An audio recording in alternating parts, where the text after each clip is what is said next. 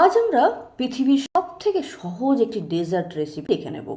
এটা খেতে হবে অসাধারণ আর লাগবে মাত্র 3টি সহজ উপকরণ। কী করবেন, প্রথমে চিনিকে ক্যারামেল করে নেবেন। তো চিনিকে ক্যারামেলের সময় যেন চিনির কালারটা খুব বেশি ডার্ক না হয়ে যায় সেটা খেয়াল রাখতে হবে।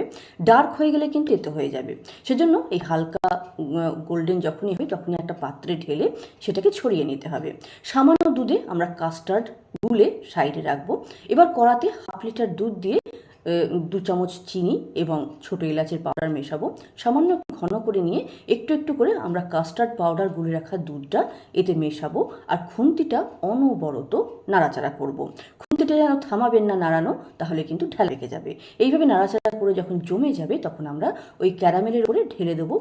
3 ঘন্টা থেকে 4 ঘন্টা রেফ্রিজারেটরে রাখবো। 4 ঘন্টা পর আমি ফিরে এসেছি।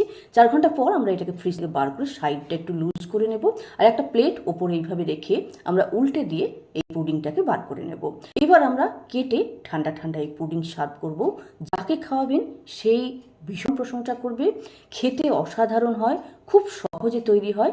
ভিডিওটি কেমন লাগলো অবশ্যই লিখে জানাবেন। ভালো লাগলে লাইক শেয়ার করতে যেন ভুলবেন না।